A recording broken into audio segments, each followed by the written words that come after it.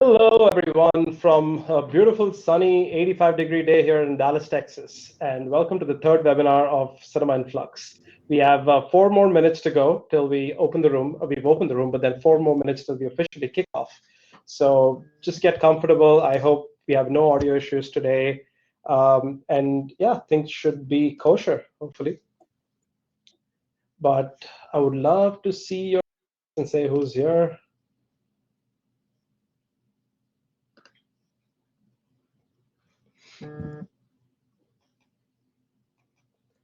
Aaron from Regal, first message. How are you doing, sir?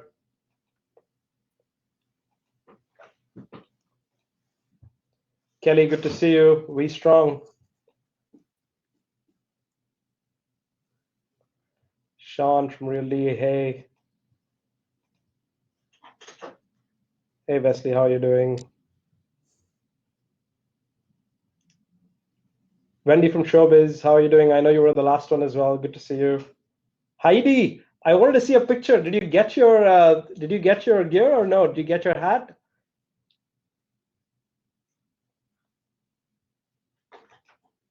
Patrick, I'm so sorry. This is fairly late in the night for you, but then thank you for joining us. Middlesex.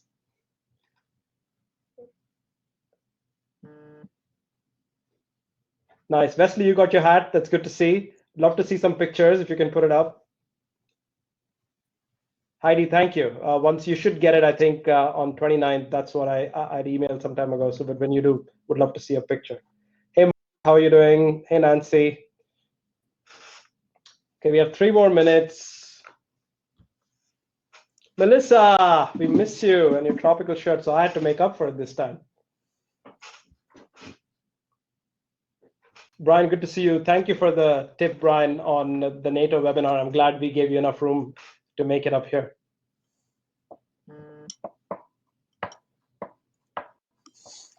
Dennis, thank you for your patronage. I know this is, I think, 3 out of 3. I think you've been on all our webinars. Good to see you. Thank you for joining us.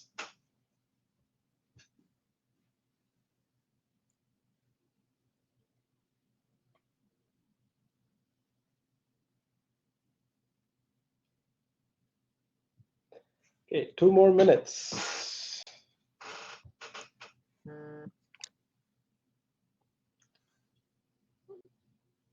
Bruce, good to see you. Rod, good to see you.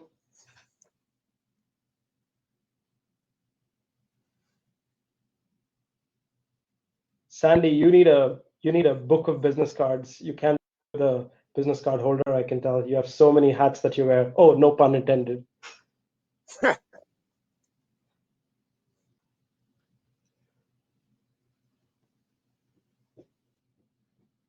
Soledad, so good to see you. I hope you're staying cool in warm Miami.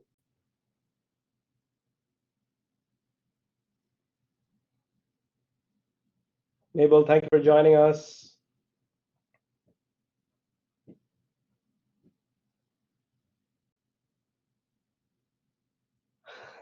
Thanks, Brett. Now, are you talking about my hat or the hat that you got? Oh, wait, you didn't order your hat. You should log on and order your hat today, Brett. Mr. GDC himself. How are you doing, Dusty?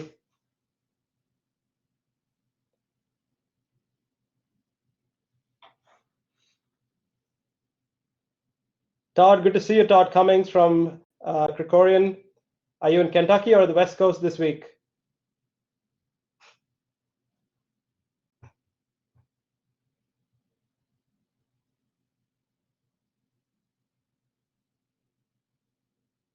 Paul, good to have you with us. Thank you.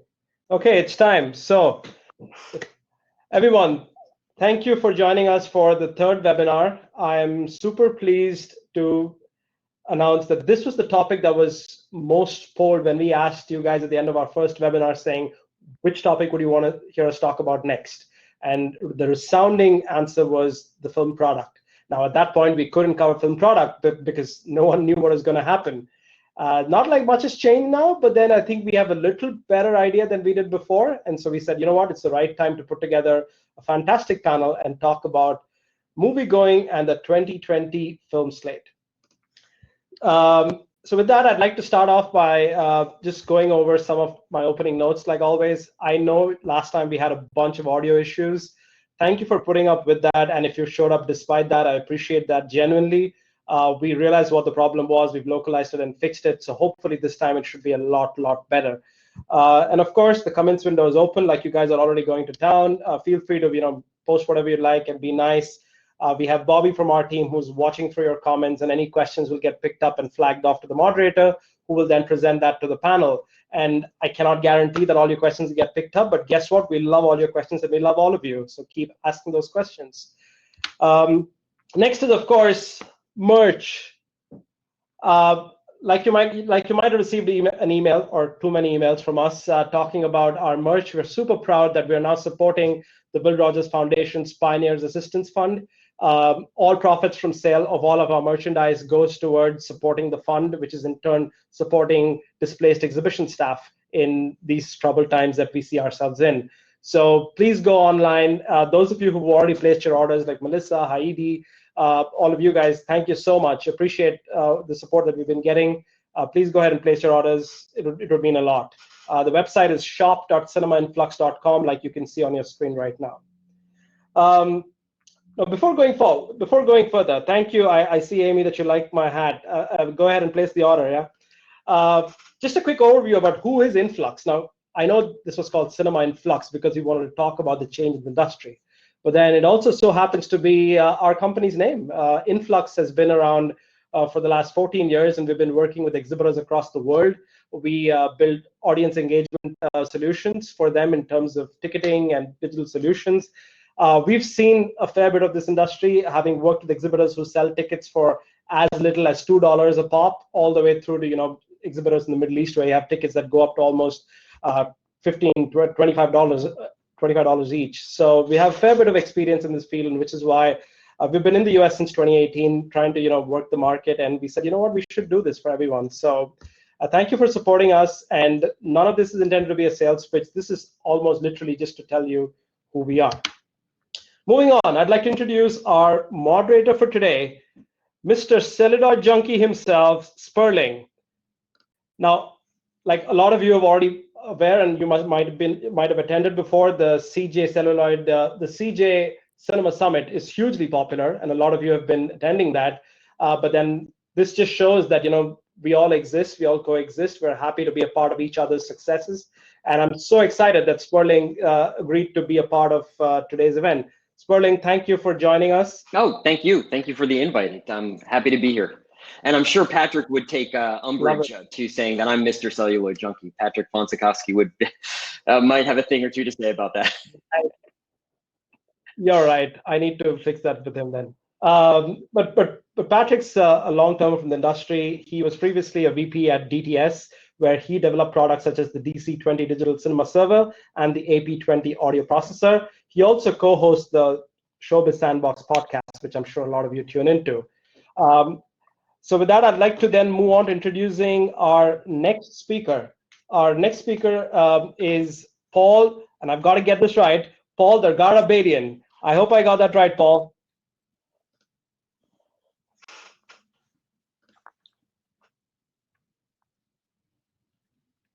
Did I get that right, Paul? Whole thing. There you are. There I am. Yeah. So.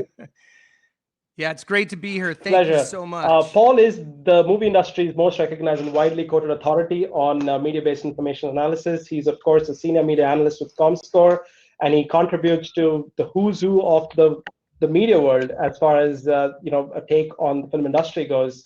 And the secret sauce of his good looks and his perennial youth also got him into documentaries such as Being George Clooney. This film is not yet rated, and the blockbuster imperative. So guess what? If all of this goes belly up, he'll just make a career in acting. There you go. That's on the agenda, 100%. And of course, ice cream. I'm going to make my own ice cream. But thank you. Fantastic. Seriously, great to be here. Okay, moving on. Can we now have Sonny Gourley on screen, please?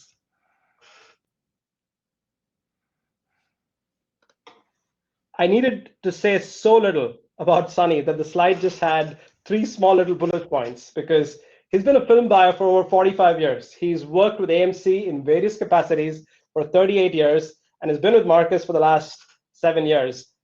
He lives in Los Angeles, California, is a full-time legend, and as some of you on the team point out, he's the bomb. So, Sonny the Bomb Gourley. Thank you. Great to be with you all. Thanks, Hat. Love it. And coming up next is Jason Guerassio, who is the senior entertainment reporter from Insider.com. Jason, can we have you on, not stage, but I guess one of us, the closest to a stage we can get to right now. Jason, for today, represents the consumer's voice on today's panel because as part of his roles with Insider.com and Business Insider before that, he's actively worked and covered the entertainment industry, and therefore interacted with a lot of the audience that fill some of our movie theaters and make the business what it is. And before Business Insider, he was an editor at Filmmaker magazine, and he's a contributor again to a bunch of industry publications such as Vanity Fair, Esquire, Rolling Stone, etc. Jason, thank you for joining us. Hello, Hat, Sperling, hello. I'm so happy to be one of the first guests on Paul's midday show. It's amazing. Oh wait, is that not this? Paul looks amazing with his big giant microphone. There you go. I paid extra for that. Welcome to my basement in New Jersey. Fantastic. Thank you so much. Okay, our next presenter and the last presenter for today is Shawn Robbins. Shawn, and anybody who tips on how to grow a beard, you can write into me because I'm collecting all the checks from his advice book for that. Shawn leads the box office company's team as far as forecasting and data services and reporting goes. He also plays a prominent role in editorial and brand development. He's been researching box office and film trends for over 2 decades now, and previously ran his own gig at Box Office Theory, before which he worked at Box Office Mojo. Shawn Robbins, ladies and gentlemen, Chief Analyst at Box Office Pro. Thank you for being here, Shawn. It's great to be here. Thanks for the invitation. Great. And with that, that'll be the last you hear from me for a while. I'm going to hand this mic over to Sperling. So Sperling, over to you. Before we begin, there's a bit of an elephant in the room, which we will get to. And that was all the news that happened yesterday. And I'm not necessarily referring to the Academy Awards and their announcements about their changes, although I guess we could discuss that if we really wanted to. But the one thing that I'm sure at box office, certainly here at Celluloid Junkie, the one thing that we keep getting asked about besides liability, and the reopening and liability is a big topic, is what movies will be available when we start getting back into, when cinemas reopen. What movies will be available? When will they be available? Will they need to be available before cinemas reopen? And really, it's all about film product. And with that, really, I guess there's really only one person to ask here, and that is you, Sonny. What have you been hearing from studios? Have you been talking to studios? What have your conversations been about? What is the thinking about reopening and the content and product that will be available when we reopen? Well, thank you, Sperling. We have had lots of talks with the studios. I think it's fair to say that things change every moment with the pandemic, and we're hoping for the best for everybody and everybody out there with your families. We hope you're all safe. But if there is a time to pinpoint, it would be probably the beginning of July. The big tentpole movie Tenet is scheduled to be released on July 27th or July 17th, excuse me. And I think that's the one that the industry is pointing to at this particular time. Now, of course, cinemas are going to need to be open earlier. I know here at Marcus, we're looking to get theaters open by the end of May or into June. And at that point, these studios have offered their catalog or, their older titles. And by the way, at fairly favorable terms. And also, we've been very, very pleased at how they're opening up their vaults and trying to work with us and send us lots of suggestions. So there has been a lot of communication with the studios. They're all rooting for us. Obviously, it's in the best interest of the entire industry for us to get open.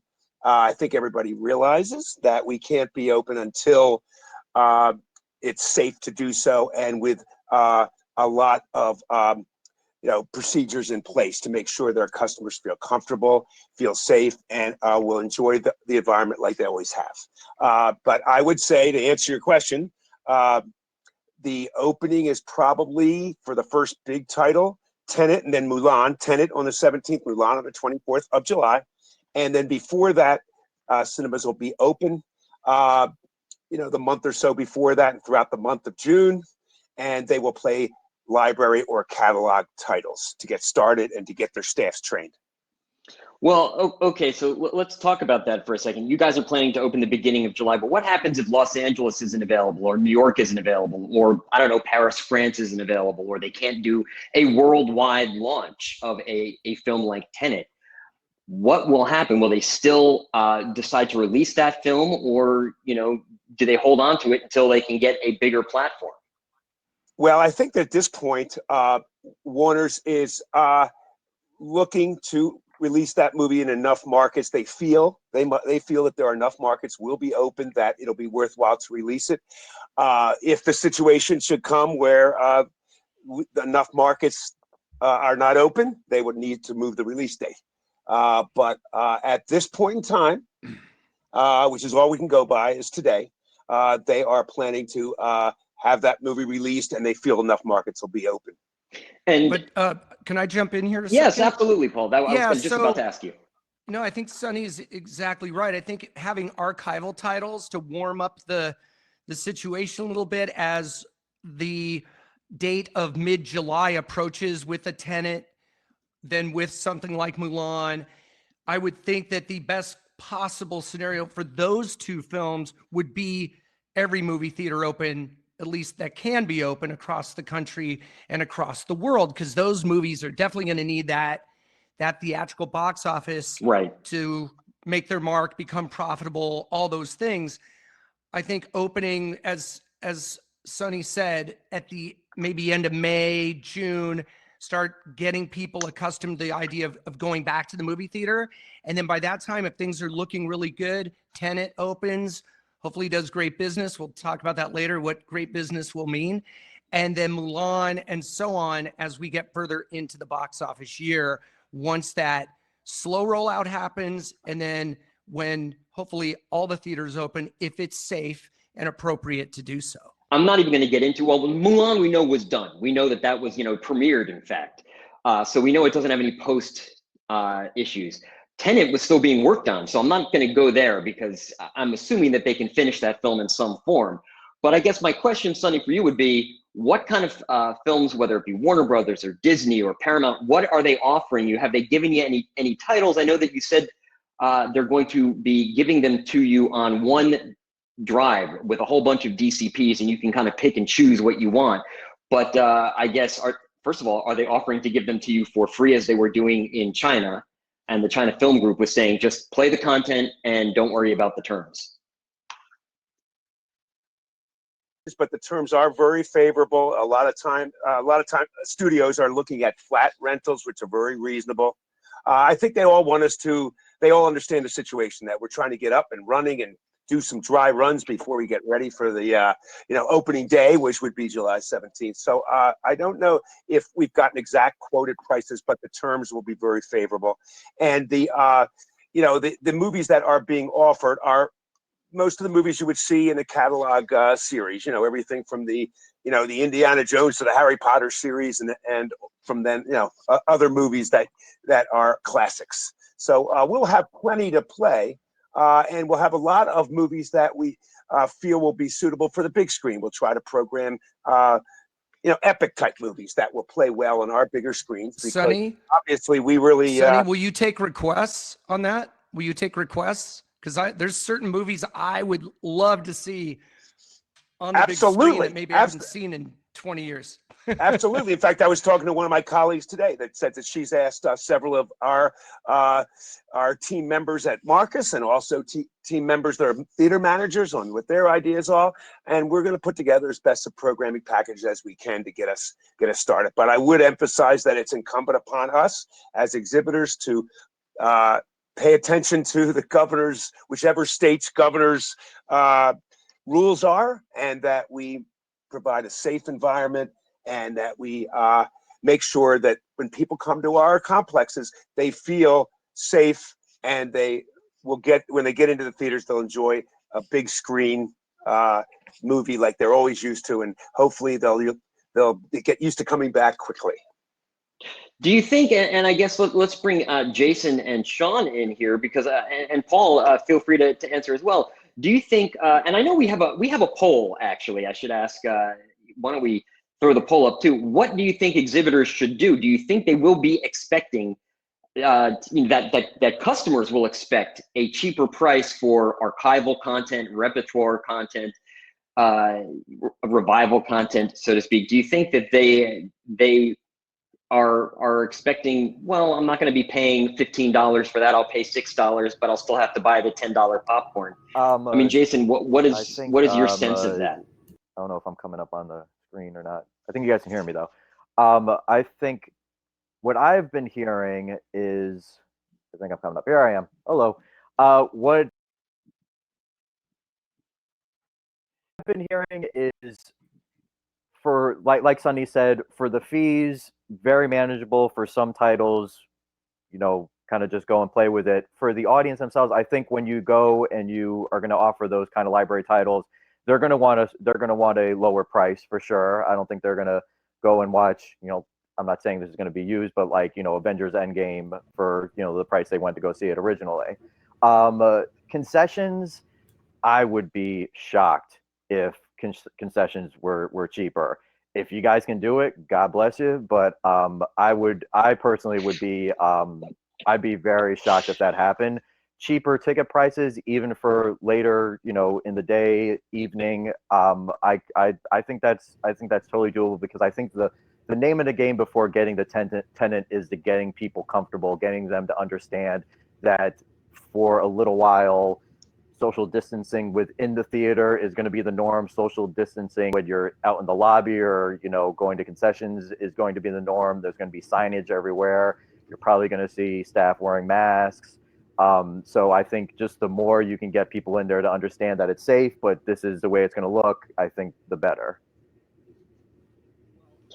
Well, okay, so Shawn, is this the time of, you know, in life where exhibitors should start looking at dynamic pricing? I mean, is this where they can kind of slowly work that in and get customers used to that? You know, it wouldn't be a bad idea. I don't want to speak for the exhibitors necessarily. I know that, you know, really looking at the fact that theaters will be not one of the last, but towards the back end of industries that are reopening in full, you know, new release mode. The advantage there is there will be other industries to look at and that people will have had time to adapt to, especially restaurants over the next few months around certain areas. And I think some of the adaptations that those industries make will kind of help lead the way for exhibitors. Dynamic pricing could be one, subscription services especially. I think I don't want to single out any one theater chain, but they've, you know, the ones that have worked really well have worked really well, and this might be the push even further into that era of movie. Yeah, I would agree with that. I would say subscription definitely will be a helping hand in this, and then just also just the environment of wherever you live. I mean, like everybody's saying here, you know, you're going to have to obey the parameters that the, you know, CDC and that the governors lay out. So I think playing off of that, everybody's going to understand, you know, kind of this is where things are going at the moment, and that's where the comfort level is going to be. And hopefully we'll kind of build as we all hopefully obey them. Paul, can I jump in here for a second? And I got one quick comment too. Go ahead. Oh, sure. Well, I was just going to say, cutting prices temporarily is a form of dynamic pricing, if you think about it, and to get people, again, I think Sonny would agree, and I'll let him jump in because he knows way more about this than I, but it creates a lot of goodwill. I think it's going to be about not only creating a safe and secure environment, showing great product and having great concessions and all that, but just the goodwill that's created by welcoming people back, welcoming them home to the cinema. I think that's going to be an important part of setting the stage for how people will feel about the movie theater. It's going to be in those first weeks, I think, are going to be vitally important, whether that's in June, July, August, down the road, whenever that may be. I agree, Paul. Just to add to what you're saying, we do plan at Marcus to offer a reduced price. I think that goes without saying, and we'll also have a lot of specials at the concession side of the business also. In addition, we've been during this time out, I guess we'll call it, we've been communicating with our Magical Movie Reward members, and they're aware that we're going to be opening, and we'll be communicating with them. And we have a very, very big loyalty program, and they'll obviously know about us reopening, and we'll be welcoming them back also.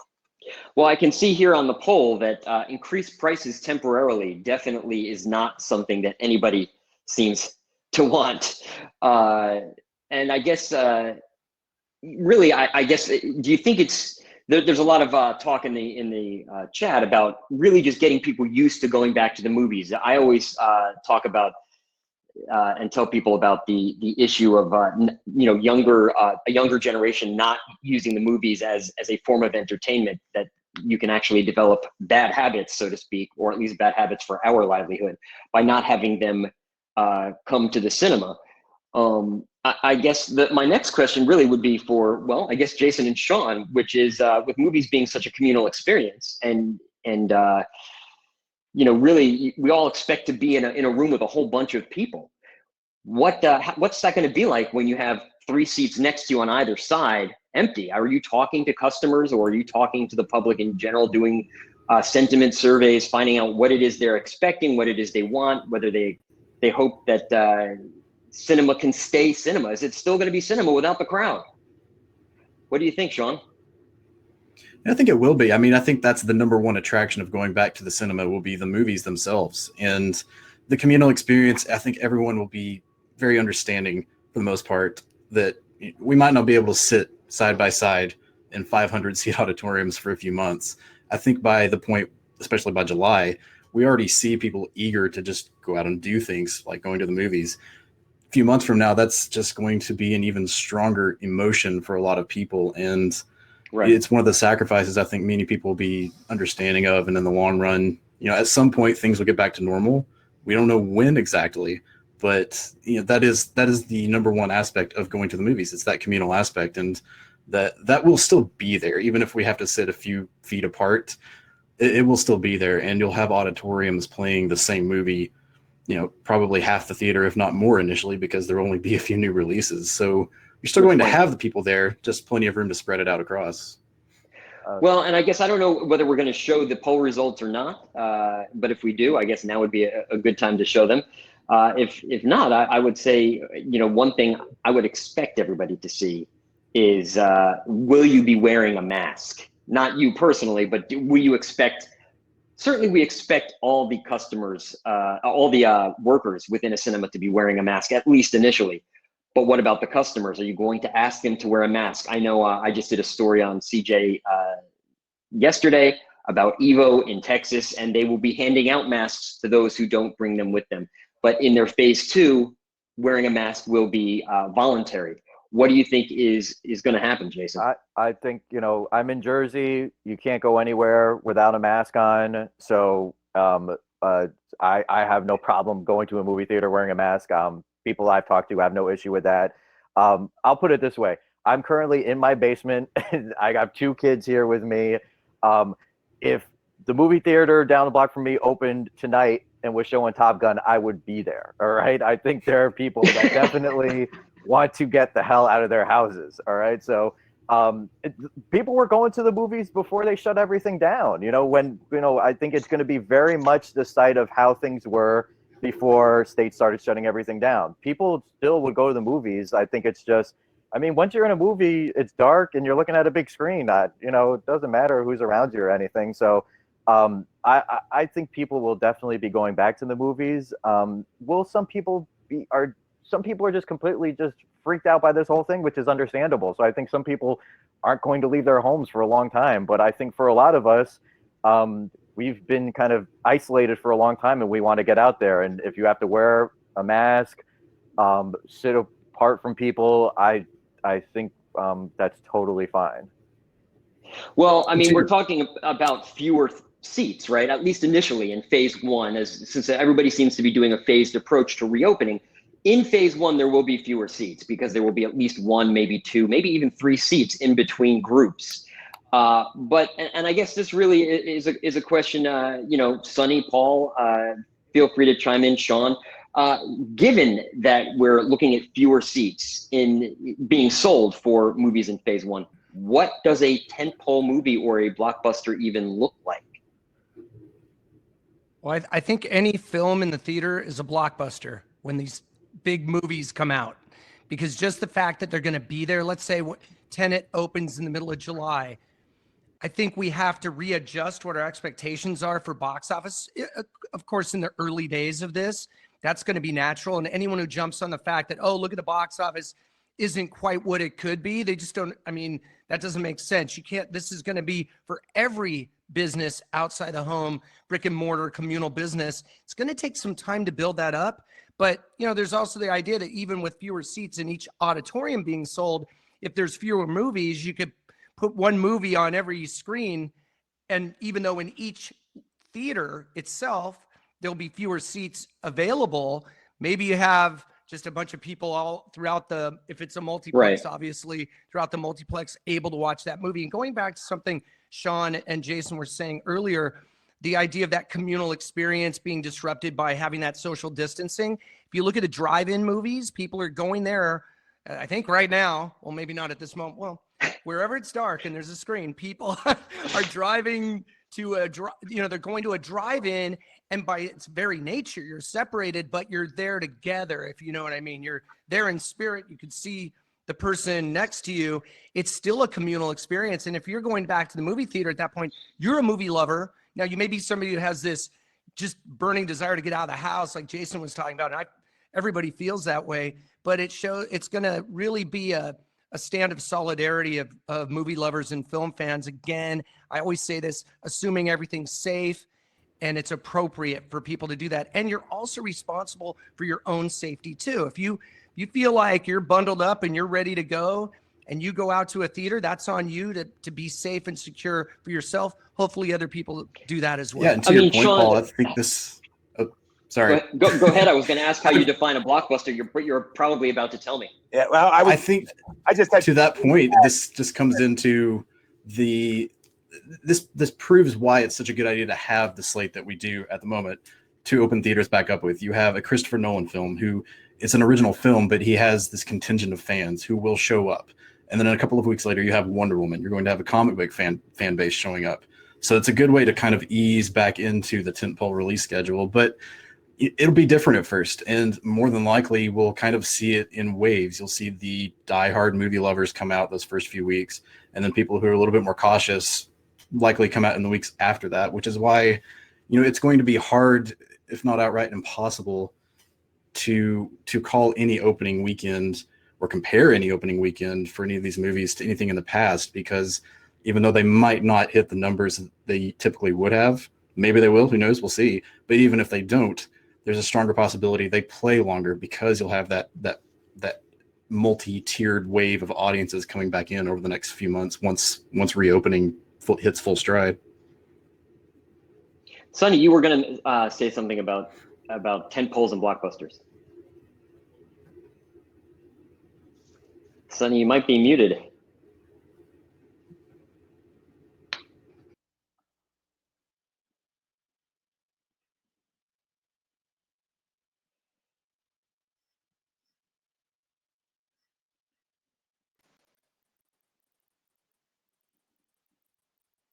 Am I back on? I see. Yes, okay now? Perfect. All right.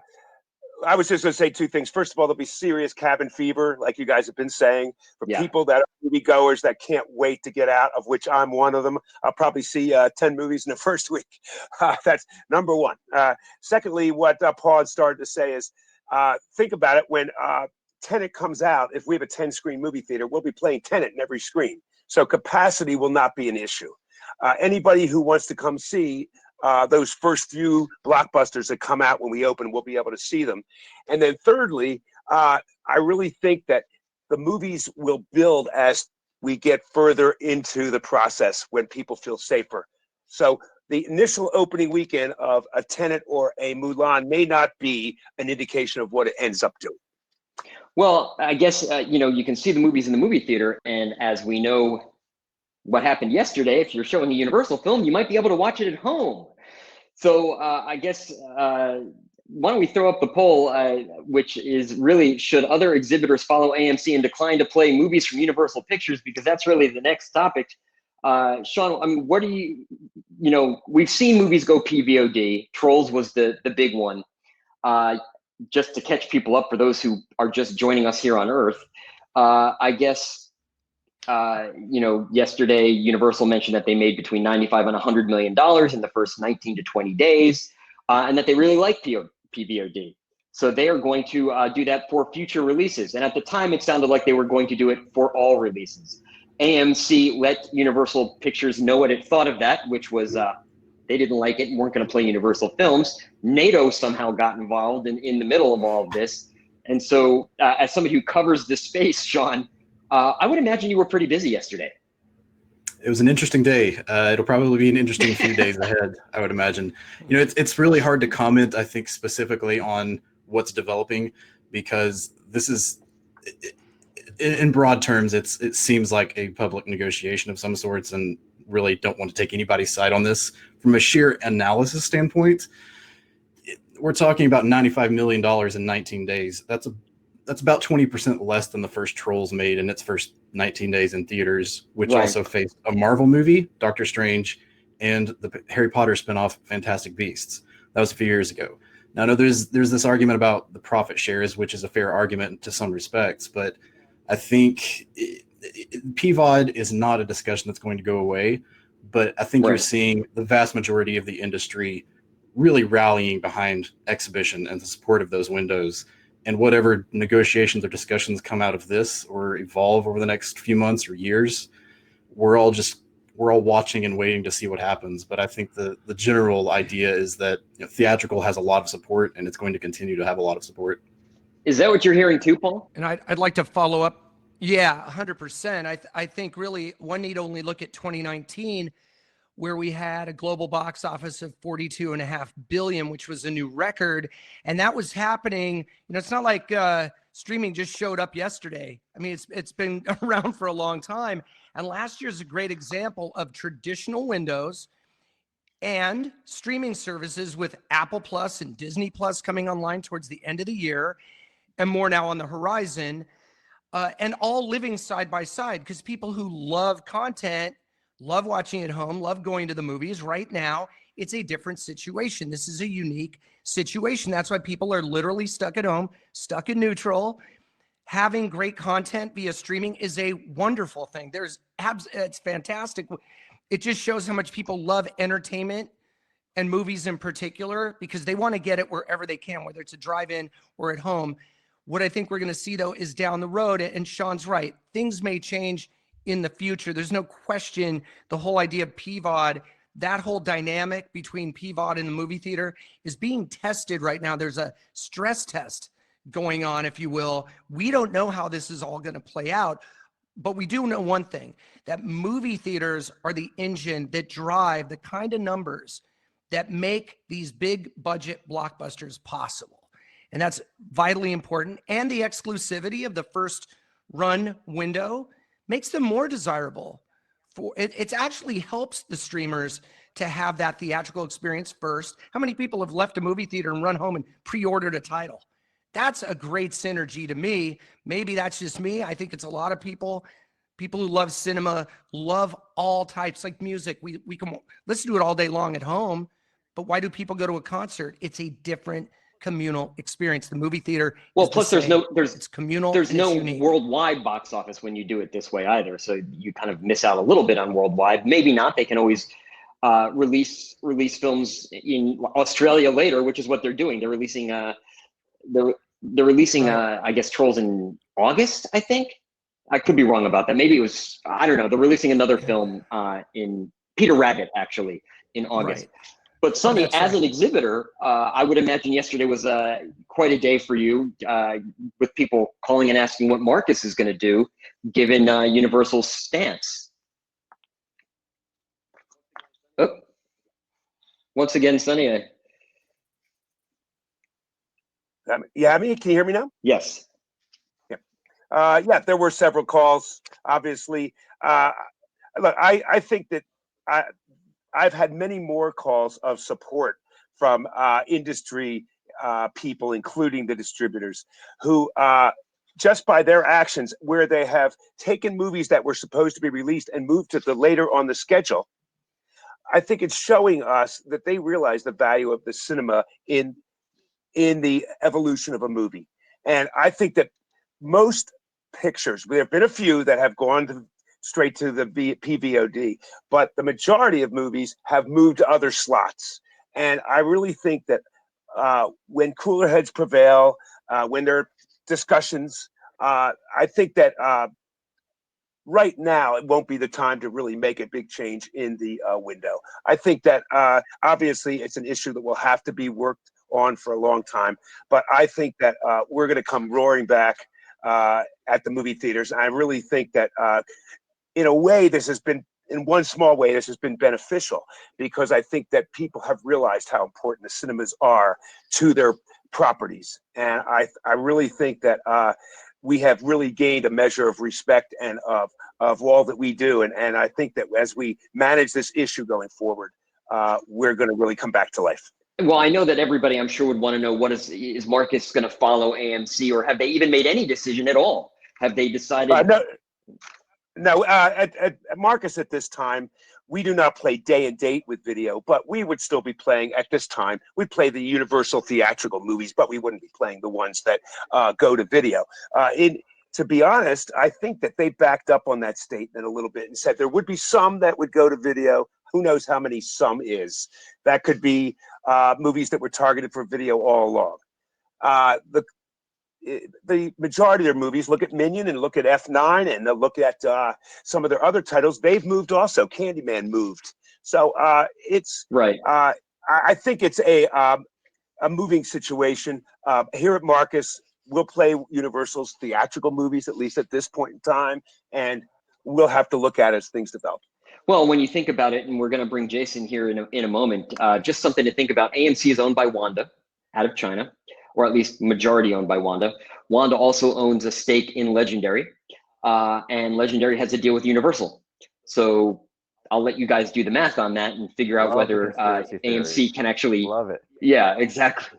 So, Jason, I know that you had a few thoughts on this whole last 24 hours. I've been on the phone a lot since last night, and I think I can speak maybe a little more freer than our companions here, or if I get an angry phone call later, I'll just give less of a shit about it than they will. But I mean, I think what has happened is a little sense of a new normal, in the sense that I think, as other guys have talked about here, that PVOD is not going to go away. I think in no way are big blockbusters suddenly going to be like $50 in your living room. I don't think that's going to happen at all, because they will not make any money. But also, I just wanted to say that, using the Trolls World Tour as a kind of test balloon is just not really, just doesn't make any sense. I mean, we've all been stuck in our home. Of course, we were going to watch it. They, from what I heard, they put a lot of money. They basically put the marketing into that movie that they would have done theatrical for the most part. So going forward, whatever Universal or any studio does for their titles for PVOD, they're not going to put that kind of money into it. So just the numbers that they divulged about what they got are just really going to be skewed to whatever happens going forward, if any numbers are revealed going forward at all for any PVOD titles. But just I think PVOD is here. It's something that exhibition is going to have to work out with. It's also very interesting that Universal doesn't have anything for months now. So if there was a time to kind of negotiate, let's say, it would be right now, right? The changing of the theatrical window, let's say, or just some things that maybe that the honchos at exhibition and studios need to sit down and talk about now. Some opening salvos have been hit now that it's time behind the scenes for people to sit and talk about how things are going forward. But yeah, I mean, well, we heard from like this at a theater would not play, Fast 9 or Jurassic World or what. Yeah, I mean, it's crazy that Universal wants that and exhibition wants that. So it's just it's a little like, let's pump the brakes a little with what happened last night. Well, yeah, I would imagine so, especially NATO issuing a press release in the middle of a flurry of statements. Yeah, And they had to say, hey, leave us out of it. yeah. I think that was another But conspiracy theory suddenly that like, oh, AMC and NATO are involved in this, they're in cahoots, and that they were dabbling behind the scenes about this whole thing, which from what I have been told was not the case, and they said it in their statement too. well, okay, so we heard what Paul and Sonny said about a theatrical release, that it is necessary. But I guess Shawn and Jason, do you think a theatrical release is still necessary, or can you have a blockbuster film? I guess there's been one Bird Box where a theatrical release was not required, and yet it became a cultural touchstone. But is a theatrical release still important? We saw it with The Irishman. I think theatrical releases still definitely very important. Anything we bring up with Netflix, it's so hard to compare, because I'm sorry, I probably would not have gone to pay to go see Bird Box, but Bird Box was available in my living room, so I said, all right, I'll go watch it. So I think theatrical is still very much extremely important, though it depends on the title. And we can talk about this with indies. A lot of indies do day and date. A lot of indies use their theatrical to push the VOD. The VOD is what they want to get. Right. So, but the higher up you get with a title, the more important theatrical is. Mulan is not going to be on Disney Plus tomorrow. Mulan is not going to be on VOD tomorrow. Like it doesn't make any sense that Disney would not make any money. What do you think, Paul? And also, I think, well, it's interesting. This question, is a theatrical release important only to blockbusters? No, it's not. It's also important to smaller movies. Filmmakers want if they're painting on the canvas of the big screen, they want to see their movie on the big screen. If it's something created for the small screen, that's awesome. There's so much great content there. What I'm saying is, it's just as important. The currency of cinema is not just the money, it's about the prestige of a movie. If you have somebody like a Paul Thomas Anderson or a Wes Anderson, the Andersons, they want their movies shown on the big screen just as much as, but it may be more for the reason of that's their canvas, whereas a big blockbuster movie, in order to make back the money, and by the way, big blockbusters can be art too, I'm not saying right. that, but there's this idea that the movie theater is only for, or will become only for, tentpole event films. But let's not forget, especially towards the end of the year, when hopefully movie theaters will be fully up and running, they call that award season for a reason. And we're going to have a lot of really cool movies. And of course, in 2021 as well, you ask any of those filmmakers who had planned on a theatrical release, they're going to wait for the movie theater too, just like the big blockbusters are, in my opinion. Even though streaming content can now be, or streaming movies can now be considered this 1 year only. Well, this 1 year, this year, they're going to allow streaming only movies to be considered for Oscars. That was changed yesterday. Oh, I see what you're saying. Yeah, that will really be a test of the mettle of filmmakers to see if it's really the case that is it just about seeing the movie in any form and having audiences enjoy it? Or is it really about that big screen immersive theatrical experience, even for a smaller movie like My Dinner with Andre was always the one we would say, does that really need to be on a 50-foot wide screen? I say yes. My Dinner with Andre on the big screen, because it's not just about the size of the movie, it's about the experience, the importance of that. Well, if you were to ask Jeffrey Katzenberg at one point, you would have said it needed to be in My Dinner with Andre needed to be in 3D as well. So that's good point. But Shawn, what do you think? Is a theatrical release necessary for a film to really be? How important is it for a blockbuster? I mean, it's always going to be important for blockbusters, but I think, and to Paul's point, I completely agree with what he's saying. And building on that, it can turn films you wouldn't expect to be blockbusters into blockbusters. I think some of the best examples recently are something like Bohemian Rhapsody or A Star Is Born, that became communal events in themselves, and they drew just a very diverse audience. And if you look at, I believe it was Toho Cinemas in Japan, they started hosting interactive screenings of Bohemian Rhapsody where you could sing along to the film, and they would sell these shows out. And that's something I think that could translate across the world, especially in North America. But I think that's one example of, Bohemian Rhapsody was not Avengers, but it was a massive blockbuster hit globally. And I think and there are smaller examples that you can look at as well, and that's just a recent one that off the top of the head that I really think underlines the fact that movie theaters are meant for premium events and big expensive popcorn films, but they're meant for a lot more than that too. And you're right, Shawn. If they, like, if you look at a movie like Parasite, that movie was not born to be a blockbuster. It was made into a blockbuster. And though it made 54 million in North America, to me, that's a blockbuster movie. It's a big movie. Well, now the impact of that film is undeniable. And so the definition of what a blockbuster is, like if you're an indie film fan, the blockbuster, your idea of a blockbuster may be different than somebody who loves the big popcorn movie. That's true. Yeah. Well, and Sonny, how important is the Oscar season for you guys? If those Oscar films aren't actually in theaters, if let's say there's 9 Best Picture nominations and 3 or 4 of them are streaming only, will that matter? Yes, definitely. I think that rounds out your audience. We have a program called the Best Picture Showcase, where we on 2 Saturdays in a row play all the Oscar nominees, and those events are packed. It's appealing to an older audience, which sometimes don't always go to the blockbusters, the traditional blockbusters. I think the Oscar season has become very popular, and it rounds out our total movie-going audience. And I agree, it is the experience that those people want to go see a movie in that environment, and I think they are important. And I really wish, we say we don't like it when the Best Picture is announced or we're in Oscar season and they're already on video. That is always very disheartening to us. We would like them all to still be available at that time before the Oscars.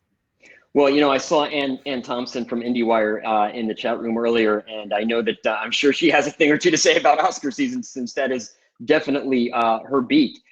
Jason, I know that you had something you wanted to add about the Oscar season as well, and then I'd like to quickly go back to Sonny to ask him a question that continues to come up. It's a question I had about wearing masks and trying to eat food or sell concessions.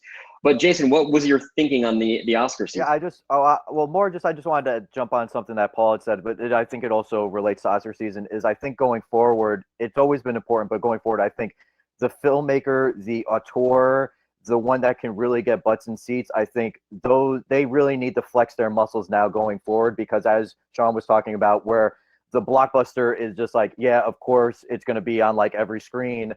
That doesn't mean that the smaller one can also get its piece. But I think the filmmaker more than ever needs to really stand up, hustle with the exhibition, hustle with its own studio, and say, I really want this on screens. Don't go and just dump me over to PVOD or on, just your own, streaming creation that you have.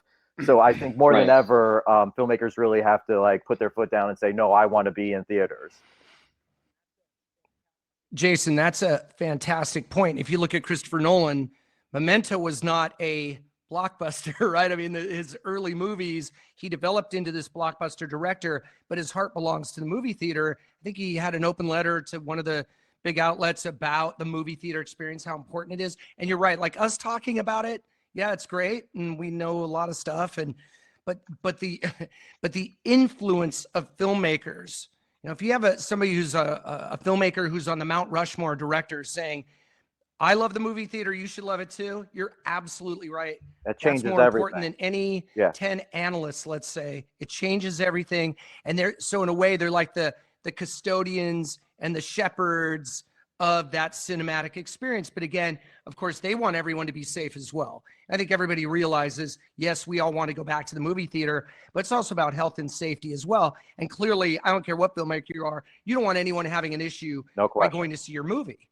That's just obvious and apparent, should be natural to anyone to understand that. But as a concept, the movie theater is vitally important, and it's not going to go away. This is a moment in time that is, and if I say unprecedented, if I had $1 for every time I said unprecedented over the last, I'm sure everyone listening can relate. I'd have a lot of cash on hand. But what I'm saying is, this is a time and a moment that is redefining things. It's also defining things, and it's showing us what's important and what will, in the long run, remain as part of our culture. And the movie theater is going to absolutely be here now.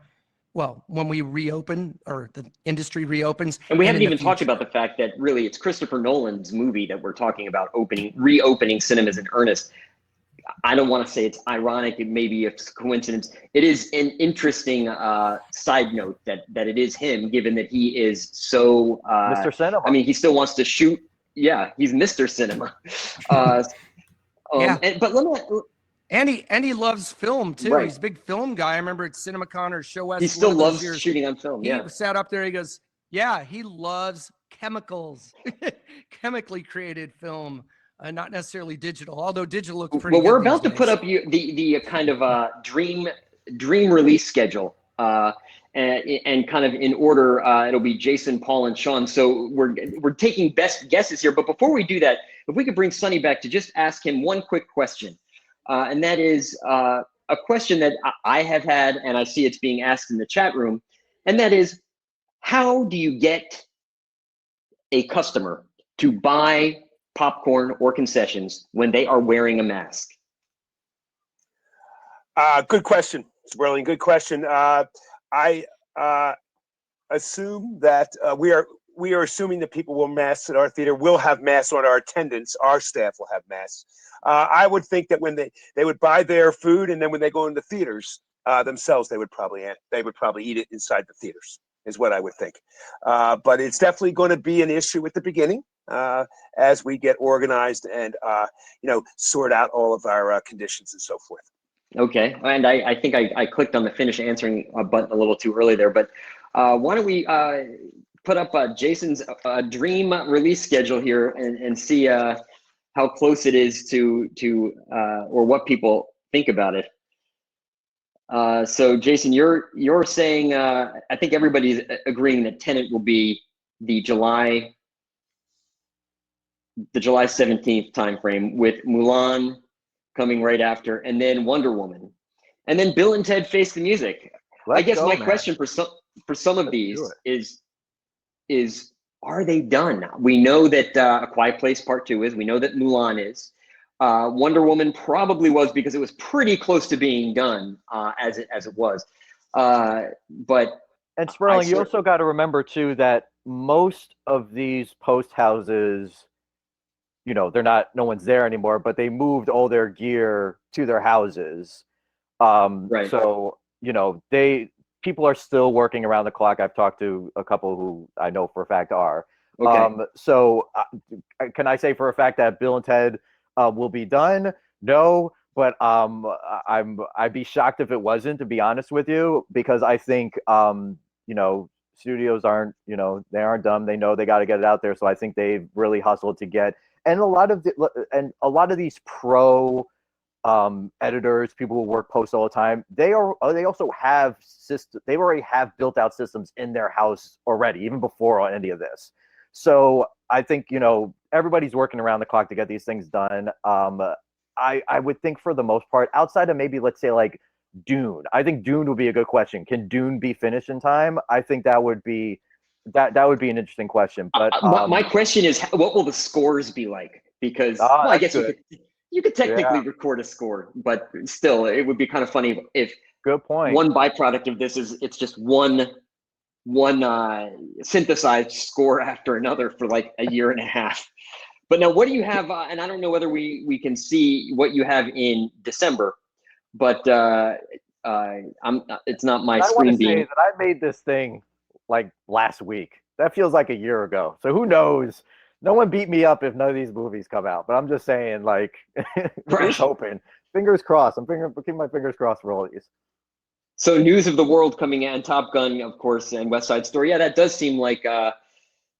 Well, that seems. I really thought that In the Heights would be a Best Picture contender this year, and I don't even think it's going to be released this year. No, they moved. They moved it to next June. Yeah, they already moved it. But I think because I talked to John Chu, I've talked to a few other people on that side.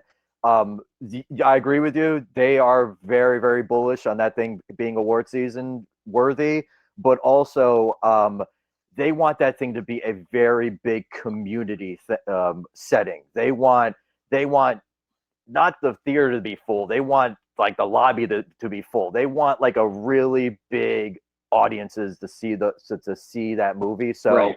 I think that's why they're pushing it to basically a year from when they originally had it, from June this year to June next year, because I think they want everything all done. They want everybody back at full force and to see this movie like really shine. Well, now, okay, so then let's certainly, I think your December looks pretty solid. Let's see, Paul, what did you have? I know we're going to bring you back up here. What did you have on your predictions? Super boring. I got to say, I just went with the schedule as it is, basically, because they're all dated, I think, appropriately, assuming everything goes to plan. As Jason very rightly pointed out, if they're in post, they can finish those movies. If they're still shooting, I don't know. But I'm super excited about the Beatles movie. Just have to say, the Get Back sessions were incredible. It was the last time they got together. Paul McCartney's been talking about how everybody thought he and John were at each other's throats at the end. And he said he watched this and they were like, the camaraderie was there. So really excited about documentary film. And that shows how important those, and I don't even want to, specialize, whatever. They're movies. They're just great movies. I don't want to put any movie in a box, but that to me is really interesting. I think horror movies are going to be a great escape. Conjuring, I love the first one's on my top 5 horror movies, and it's just a great film. I think those are going to be really important, those horror films. They're tailor-made for the movie theater, just like comedies, and that communal experience is really, wrung out there in a theater if it's a truly scary movie. Beyond that, I just think it's all the films we just really want to see, and I could probably have put a lot more films because this is in the eye of the beholder, but like a Halloween Kills, I don't see if everything clears that date couldn't happen. Again, like Jason said, if these move, don't blame me. We have nothing to do with that. I'm super excited for Top Gun because I remember seeing it first run in a movie theater. And just, again, kind of boring because I kind of just looked at the schedule and said, okay, that'll work. And then just took some out because I didn't have room. So it'll be interesting to see how this all plays out. I noticed that Jason didn't have Crudes 2. You do have Crudes 2. And I guess we're going to bring Jason in to see, does he have Crudes 2 in December? Let's find out. Survey says. I guess we're waiting for Shawn to come back in here. And there's Jason. I don't think I guess. I apologize to my kids. I'll still take it. Don't worry.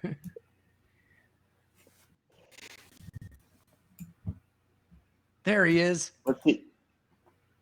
And we're going to actually put up a poll right about now, too, to find out whose release schedule did you like the most. And then we're going to ask Sonny what he thinks of all these release schedules. Well, it looks like this. Looks like, let's see. Nope, no Crudes 2 in December. No. Curate his list right now so he can get more votes. And Shawn, you went with the wild card with Barb and Star go to the Vista Del Mar at the end of July. I did. I mean, I felt like there's not really a comedy before Bill and Ted, and again, all our prerequisites here are if these movies are finished. So I don't know if that one's going to be finished or not. I mean, kind of following on what Paul and Jason talked about, I think the early part of the schedule to me is pretty solid. I wouldn't change a whole lot. We've talked ad nauseum about Nolan being the perfect man to kind of lead us back in here. We got Wonder Woman. I think some of the bigger changes I wanted to make we're kind of entering the fall. I think it's important to put strong product out there, but also maybe not overwhelm the market with too many new releases. So I would actually, I think I pushed Conjuring back to sometime in November, maybe coming out with Soul as a counter programmer weekend leading into Bond. That way you have a family movie, you have a horror movie, you have this big action movie. Could make for a really big Thanksgiving and lead into December. I mean, just a few other changes. I would say October 30th has nothing dated right now. So I felt like that's, maybe a good weekend for Greyhound to come out, opening about 2 weeks before Veterans Day, plus Spiral, the Saw spinoff remake, whatever that's going to be. Right. I'd say the big change was I took out Dune completely. So you don't think Dune's going to happen? I think it'll happen. I kind of worry about it opening that close to Top Gun. I feel like they're going to cater to similar audiences, and especially coming out right after Right. Bond. Those are three properties that are going to, I would think, attract a similar audience, and two of them are well established, and one of them, really both of them, will have a lot of nostalgia driving them. So, and I really want to see both Dune movies, so I want Dune to do really well. I want them all to do well, but yeah, those were some of the biggest changes I felt. I throw a monkey wrench in here. Paul here. The 2021 slate is a monster. So, and I like what Shawn did here, because you really actually thought about this. Whereas I just said, well, this is how they are, and that's going to work. But your thinking, I think, is spot on. And that's why you're winning in the poll. Oh, wow. I haven't looked. I made some crazy ideas here, so I don't know. We'll see. Come on, people. So no, but 2021, I think kind of a broader question is, and I know this session is, and I think we're going over time almost, but I just want to say this session is about 2020, but 2021 could be like the comeback year of all time. And I would just throw it out to the group. Do you think the marketplace will expand to accommodate all those films, that the frequency of movie going might increase because of the pent-up demand that's being built now? Or is it business as usual in terms of how often people go to the movie? And then there's also personal financial. I was just going to say that you have a recession issue going on as well. And I can see here that a question from Barb is, that's speaking of Universal, by the way. Will the Purge next chapter, which is, I think, dated right now for July 10th, will that actually move? And I think it probably will. I don't think they're keeping it there. I just don't think that's gonna. I don't think people will be ready. And if I was Universal, I wouldn't necessarily want to do that. But let's bring Sonny back maybe and find out what he thought of all these these kind of fictitious release schedules. Oh, you're still muted. No, I'm back on. Yep. I'm back on now, right? I thought Shawn did a really good job to put a little creativity into it. I was just circling my own choices, and I went mostly by chalk. But one thing that intrigues me is Labor Day with Quiet Place 2. We had thought about talking about seasons of the year and so forth, but that's kind of out now because we're just welcoming everybody back. But Labor Day, which is not traditionally in the old days a great movie-going time, is now really highlighted here with the Beatles, I think, and the Quiet Place. So we could have a really, really good Labor Day holiday this go round. Well, day. There you go. We're moving everything around, and it has become apparent in the last few years that there is no seasonality as there used to be. With obviously distribution has shown by releasing pictures at different times of the year, a good movie will do business any time of the year, and I think that this will just further it along, where people, especially going into 2021, you will see dates that weren't traditionally great dates having really good movies on them. So I think we're headed for a very big comeback, to add to what Paul was saying, in 2021. Okay, I'm being told there are still a few questions, and this just in, by the way, apparently, Shawn, you win a pair of AirPods Pro. I did not know that. I guess that's, I feel like Oprah Winfrey right now. You get a pair of AirPods Pro. Now, there's a question from Ann from IndieWire, Ann Thompson from IndieWire. Will there be fewer theaters going forward, and what would that mean? I think, I guess let's bring both Paul and Sonny back and maybe hear them answer. And Shawn, what do you think? Do you think there's going to be fewer movie theaters, and we'll kind of rotate in, because that's a darn good question. That is a great question. What do you think, Paul? Yeah. Go ahead, did Shawn. you want me to go? Oh, sorry. Oh, Shawn, go ahead. I will keep my answer short. I think that's an extremely complex question. It's hard to answer. I would say I would really love to hear Sonny and Paul's points of view. Yeah, that's all I can say on it. It's hard to predict that far out. I think, as things are now, we're kind of in that phase of things don't get worse. We do open in July. There will be some evolution, but I don't see the majority of movie theaters, I feel, would still be there, just maybe under different operating circumstances. I agree. I think too, it's also going to be about what types of theaters are the most desirable by the audience. What are I think the higher end experience, if at a price that makes sense for people, because in a way, those are the theaters that I think are already, the hospitality level is through the roof, and Sonny's theaters are already offering this absolute top-notch movie-going experience. So I think the hospitality part segues into not safety, because that's just not fun, but creating an environment that instills consumer confidence. As far as theaters closing, like Shawn, I'd be loath to chime in on that.